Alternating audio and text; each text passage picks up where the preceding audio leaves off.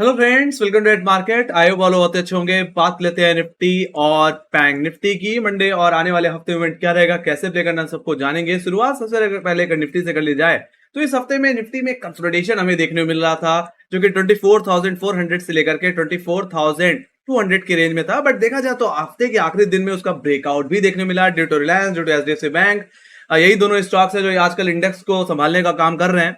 और देखा जाए तो निफ्टी ने 24,600 रुपए तक के लेवल्स लगा दिए और अपने कंसोलिडेशन जोन के ऊपर कहीं ना कहीं सस्टेन करता हुआ दिखा और क्लोजिंग भी देखने को मिली है। मेरा मानना है ये तेजी एक्सटेंड भी हो सकती है। We can expect 24,800 in near term, कहीं की 24,800 रुपए की तरफ निफ्टी इस रैली को मार्च करता हुआ दिख सकता है अपसाइड की तरफ। बाकी वहीं पे अगर लोअर लेवल्स की बात कर ली जाए तो जिस तरह से पुट राइटर अब कहीं की ग्रिप लेते हुए दिख रहे हैं उन लेवल्स पे जहां पे पहले कॉलिटर बैठा करते थे, यानी कि 24,400, वो अब मेरे लिए इमीडिएट सपोर्ट की तरह काम करेगा। और जब तक इन लेवल्स के ऊपर है, जो व्यू रहने वाला है वो पूरी तरह से पॉजिटिव ही रहने वाला है। अब यहाँ पे थोड़ा डिटेल में अगर समझ लिया जाए तो शुरुआत अगर मैं सबसे पहले अपर लेवल से ही कर लूं तो मेरा मानना है मंडे सेशन में 24,590, 24,600 जो कि फ्राइडे का हाई था, और ये इमीडिएट कॉलिटर का लेवल है, ये आपके लिए फर्स्ट हर्डल की तरह काम करेगा। मेरा मानना है अगर निफ्टी अगर फ्लैट ओपन होता है, गैप अप के साथ भी अगर खुलता है और 24,600 रुपए के लेवल्स पर अगर सस्टेन करता हुआ दिखे तो फ्रेश बाइंग की जा सकती है। नीचे 15-20 पॉइंट का स्टॉप लॉस लगाइए और प्ले करिए इस मोमेंटम को 24,700 से लेकर के 24,800 तक के टारगेट तक। हालांकि हो सकता है निफ्टी अब 25,000 की तरफ भी अब जाता हुआ दिखे। हालांकि बजट से पहले बाजार वोलेटिलिटी तो लाजमी है, तो आप उस हिसाब से अपनी क्वांटिटी को कम करके ट्रेड कर सकते हैं। थोड़ा लेवल बेस्ड भी आप प्ले करके चल सकते हैं। बाकी अब जहां तक बात रही लोअर लेवल्स की, तो 24,400 जैसे ने बताया कि अब ये पुटराइडर ग्रिप में है, तो ये आपके लिए मंडे सेशन में इमीडिएट सपोर्ट की तरह और इमीडिएट बाइंग जोन की तरह काम करेगा। तो अगर निफ्टी फ्लैट ओपन होता है और हाई लेवल होल्ड नहीं कर पाता, मतलब 24,600 के लेवल से फर्स्ट अटैम्प्ट में रिजेक्शन ले लेता है, तो 24,400 की डिप एक बेहतर डिप होगी जहां से खरीदारी की जा सकती है। और ऐसे सिचुएशन में जो स्टॉप लॉस की तरह काम करेगा वो करेगा फ्राइडे का लो, जो कि था 24,340 का लेवल, जो कि सेकंड सपोर्ट की तरह भी काम करेगा। तो मेरा मानना है उस जोन से आप दोबारा रिकवरी को प्ले करके चल सकते हैं। अब जहां तक बात रही बिकवाली करने की, तो मेरा मानना है जो बिकवाली देखने को मिल सकती है वो फ्राइडे के लो के ब्रेकडाउन पे देखने को मिल सकती है, मतलब 24,340 330 के लेवल्स के ब्रेकडाउन पे। हालांकि मैंने यहाँ पे रेफरेंस के लिए ट्रेंड लाइन का भी सहारा ले रखा है। इस ट्रेंड लाइन का रेफरेंस मैंने 24 जून के लोज से एंड डेफिनेटली इस हफ्ते में जो लोज हमने बनाए थे वहां से ले रखा है। तो अगर इस ट्रेंड लाइन का अगर ब्रेकडाउन देखने को मिलता है तो ये गिरावट आप एक्सपेक्ट कर सकते हैं कहीं ना कहीं दोबारा 24,200 और 24,140 के लेवल्स, जो कि एग्जैक्टली इस हफ्ते के लो हैं। ज्यादा से ज्यादा ये कमजोरी एक्सटेंड हो सकती है कहीं ना कहीं 24,000 तक भी, मतलब सीधे सीधे निफ्टी का 20 डे एक्सपोनेंशियल मूविंग एवरेज, जो ये आपको रेड लाइन दिख रही है, it's a 20 day mark. Alright, तो वहां तक का डाउन मूव आपको फिर एक्सटेंड होता हुआ दिख सकता है। ऑलराइट, सो ये बात हुई गाइस निफ्टी के लेवल्स के। डेफिनेटली जिस तरह से मिड कैप आईटी में तेजी देखने को मिल रही है, आईटी स्टॉक्स के रिजल्ट भी आने हैं। एचसीएल टेक का रिजल्ट काफी बेहतरीन रहा है, यहाँ तक कि डिविडेंड भी उन्होंने दिया है। तो मेरा मानना है ऐसे सिचुएशन में कहीं ना कहीं कल के मंडे सेशन में आने वाले सेशन में कहीं कि आईटी सेक्टर कहीं कि लीड कर सकता है और ये कहीं ना कहीं निफ्टी को की रैली को स्पॉन्सर कर सकता है। ऑलराइट, तो ये बात हुई गाइस निफ्टी के ओवरऑल लेवल्स की। तो ओवरऑल मेरा जो व्यू है वो पॉजिटिव है और मैं यहाँ पे एक फ्लैट से एक स्मॉल गैप ओपनिंग की एक्सपेक्टेशन कर रहा हूँ। तो यहाँ पे बात कर लेते हैं बैंक निफ्टी गाइस। तो यहाँ पे बैंक निफ्टी अभी भी कहीं ना कहीं कंसोलिडेशन में, अभी भी हाई लेवल्स पे एक सेलिंग प्रेशर देखने को मिलता है। वो सेलिंग प्रेशर जो मुझे यहाँ पे देखने को मिल रहा है वो गाइस अभी भी 52,800 एंड 52,500 के जोन में देखने को मिलता है। मेरा मानना है जब तक बैंक निफ्टी ओवरऑल 53,000 के ऊपर नहीं निकल जाता तब तक यहाँ पे वो कंसोलिडेशन कंटिन्यू रह सकता है। जिस तरह से प्राइवेट बैंकिंग स्टॉक्स में प्रेशर देखने को मिल रहा है, बीच बीच में जिस तरह से बार बार हाई लेवल से फिसल रहा है, उस हिसाब से यहाँ पे थोड़ा सावधान रहने की जरूरत है। ऑलराइट, या तो आप कोशिश कर सकते हैं स्कैल्पिंग करने की। ऑलराइट, कोई क्लियर कट डायरेक्शन अगर देखने को मिलनी है तो मेरा मानना है वो 53,000 के ऊपर ही देखने को मिलेगी, एक तरफा मोमेंटम। तो वहीं पे अगर कोई बड़ी सेलिंग आनी है तो मेरा मानना है जो 50,000 का लेवल इस हफ्ते में एक पल के लिए ब्रेकडाउन में आता हुआ दिखा था, मेरा मानना है उस लेवल को अगर दोबारा रीअप्रोच करता है या उसका ब्रेकडाउन दे देता है तो गिरावट एक्सटेंड भी हो सकती है इस बार। ऑलराइट, तो यहाँ पे मैं जो व्यू लेके चल रहा हूँ वो न्यूट्रल ही लेके चल रहा हूँ। तो यहाँ पे थोड़ा सावधानी से ही आपको ट्रेड करके चलनी है। यहाँ पे पहले बात कर लेते हैं फिलहाल अपर लेवल से, थोड़ा डिटेल में समझते हैं मंडे सेशन की रेंज को। तो जो रेंज जो रहेगी मंडे में वो एग्जैक्टली 52,500 से लेकर के 52,000 की ही रहेगी ऑप्शन डेटा के हिसाब से, जिसमें अपर लेवल्स को अगर डिस्कस कर लिया जाए तो 52,500 अभी भी कॉलरेटरी ग्रिप में है और हमने फ्राइडे को देखा अभी इसी लेवल के इर्द गिर्द ट्रेड करते हुए, बट पुट राइटर इतना कन्विक्शन नहीं ले पाया कि यहाँ पे हमें सपोर्ट लेता हुआ बैंक निफ्टी दिखे, है ना, दोबारा स्लिप करके इंट्राडे लोज पे ही आ गया। सो मैं तो ये कहूंगा कि अगर आपको लॉन्ग करना है इंट्राडे बेसिस में तो 52,500 के ऊपर सस्टेन करने का वेट करना पड़ेगा। अगर ऐसा हो जाता है तो रिकवरी आ सकती है। ऐसी सिचुएशन में आपको जो पहला टारगेट होगा, जो कि फ्राइडे का भी हाई है, एग्जैक्टली 52,800। देखा जाए तो ये एक वीकली हर्डल है गाइस। इससे पहले हमने एग्जैक्टली फ्राइडे के सेशन में 5 तारीख को भी इन्हीं लेवल से रिजेक्शन लेते हुए देखा है। तो एक तरह से हम कह सकते हैं कि फर्स्ट अटेम्प्ट में ये जोन 52,800 का लेवल एक सेल जोन की तरह भी काम कर सकता है। तो अगर बैंक निफ्टी अगर आप 50,500 के लेवल से प्ले करते हैं तो 52,800 के जोन में अपना एक बार प्रॉफिट जरूर लें या स्टॉप ट्रेलिंग एसएल के साथ बने रहें। बाकी मेरा मानना है अगर यहाँ पे अगर रैली फेल होती है तो ऊपर से दोबारा कहीं ना कहीं प्रॉफिट किंग देखने को मिल सकती है दोबारा, है ना। बाकी मेरा मानना है अगर रैली अगर कंटिन्यू होनी है तो 50,800 का लेवल भी सस्टेन होना चाहिए। ऐसे सिचुएशन में जो बियरिश गैप हमने देखा था 5 तारीख को, गैप सेटल आउट हो जाएगा। साथ ही साथ ये रैली बैंक निफ्टी को हो सकता है 53,000 से लेकर के ज्यादा से ज्यादा 53,300 की तरफ एक्सटेंड करती हुई दिख जाए, जो कि कहीं ना कहीं बैंक निफ्टी का ऑल टाइम हाई है। ऑलराइट, तो देखा जाए तो बैंक निफ्टी में टेक्निकली हर्डल्स काफी ज्यादा है। पहला 53,000 का लेवल जो कि क्वालिटर के हिसाब से एक बड़ा हर्डल है। फिर बाद में दूसरा 52,800 जो कि वीकली हर्डल की तरह काम कर रहा है। तीसरा कहीं 52,500, ऑलराइट, जहां पे कॉलेटर्स अभी भी ग्रिप लेके बैठे हुए हैं, छोड़ने को तैयार नहीं है। तो मेरा मानना है जब हायर लेवल्स में मल्टीपल हर्डल्स हो और अगर आप रिकवरी प्ले करने के मूड में हो तो मैं तो कहूंगा वहां पे आपको सावधान रहने की बहुत जरूरत है और स्टॉप लॉस लगा के जरूर ट्रेड करें। बिना स्टॉप लॉस के ट्रेड ना करें इंडेक्स बैंक निफ्टी में ओवरऑल, क्योंकि यहाँ पे मेरा मानना है 40-50 पॉइंट का फ्लक्चुएशन देखने मिलता है। 20-25 पॉइंट का स्टॉप लॉस लगाने की कोशिश करेंगे, हो सकता है वो ट्रिगर हो जाए, ऑलराइट, और फिर टारगेट हिट हो तो फिर आपको ही बुरा लगेगा। So that the thing guys, तो सावधानी पूर्वक ट्रेड करिए तब तक जब तक ये ब्रॉडर रेंज के अंदर फंसा हुआ है 53,000 से 52,000। मेरा मानना है आइदर साइड ब्रेकआउट या ब्रेकडाउन पे ही आपको कोई बड़ा मूव मिलेगा, ऑलराइट। तो ये बात होगी अपर लेवल्स की। लोअर लेवल्स को डिस्कस कर लें तो 52,172 जो कि फ्राइडे का लो है, ये आपके लिए फर्स्ट सपोर्ट की तरह काम करेगा। हालांकि देखा जाए तो यहाँ पे थोड़ा प्रेशर भी देखने को मिलता है, बट यस अगर फ्लैट ओपनिंग हो 52,200 52,170 अगर सपोर्ट ले तो आप चाहो तो एक छोटी सी रिकवरी प्ले करके चल सकते हैं दोबारा फ्राइडे के हाइस के लिए 50,500 के लिए।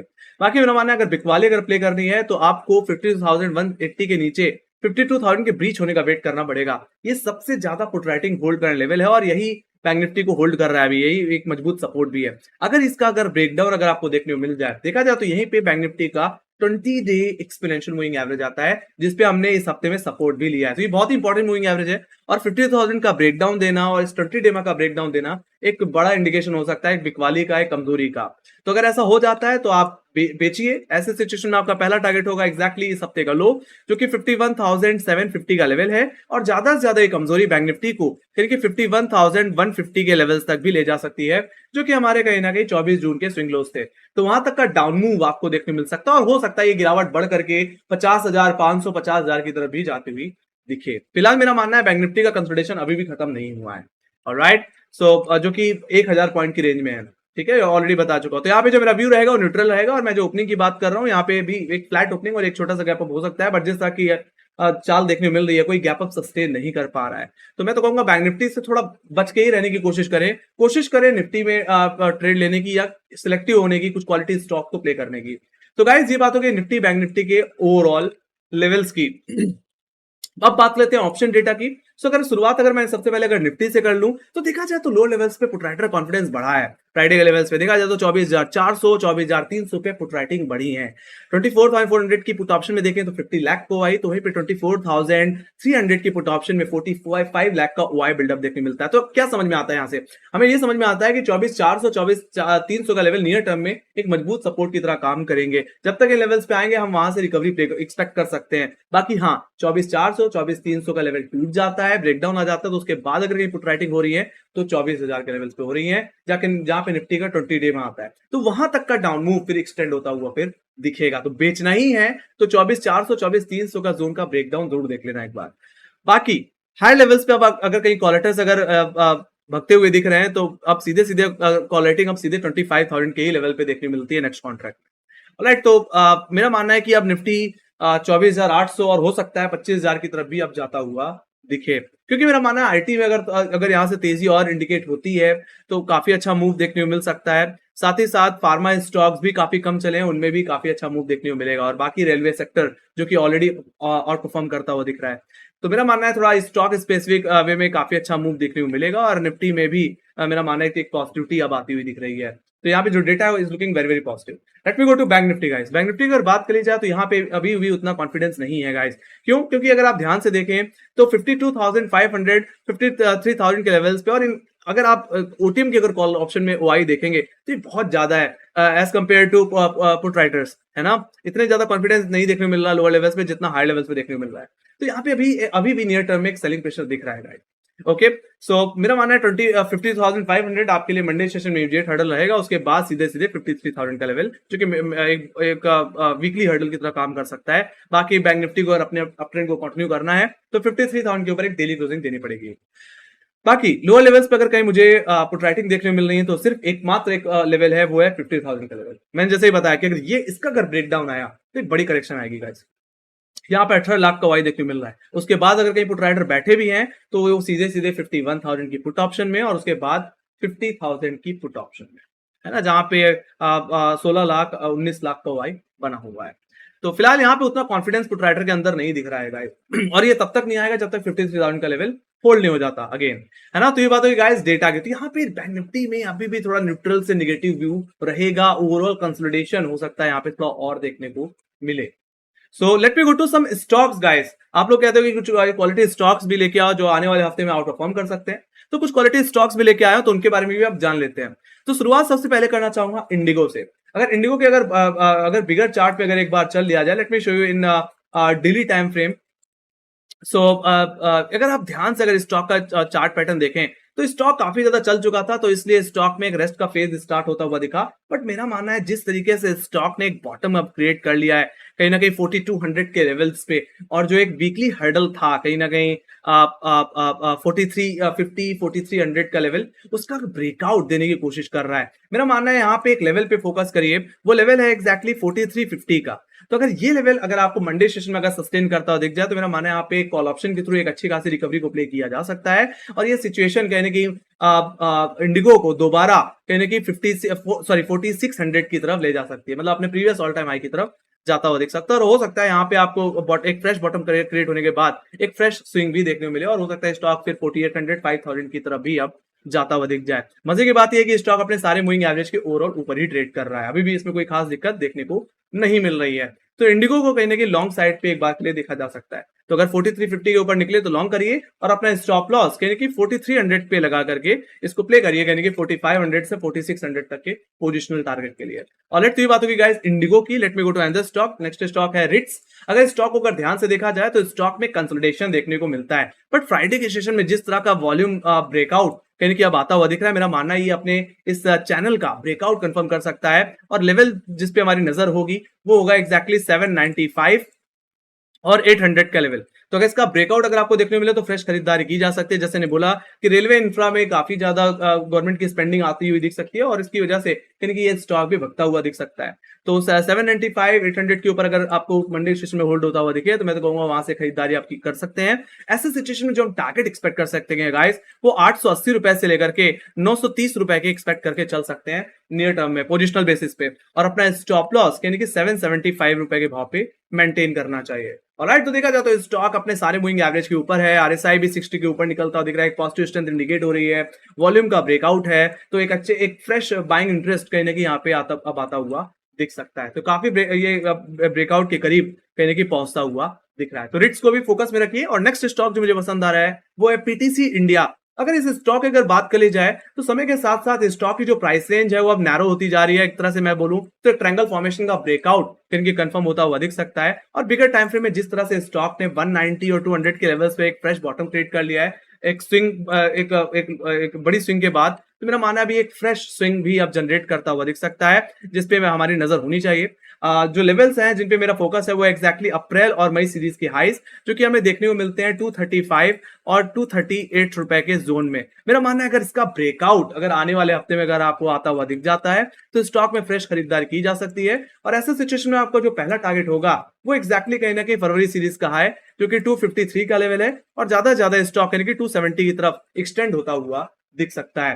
हालांकि जहां तक बात कर ली जाए स्टॉप लॉस की, तो स्टॉप लॉस को यानी कि 218 रुपए के भाव पे मेंटेन करना चाहिए। ऑलराइट, जिस तरह से guys day on day basis में वॉल्यूम बढ़ते हुए दिख रहे हैं, वी कैन एक्सपेक्ट कि इस स्टॉक में एक फ्रेश ब्रेकआउट आता हुआ दिख सकता है, एक बड़ा मूव तरीके से स्टॉक में भी इंडिकेट होता हुआ दिख सकता है।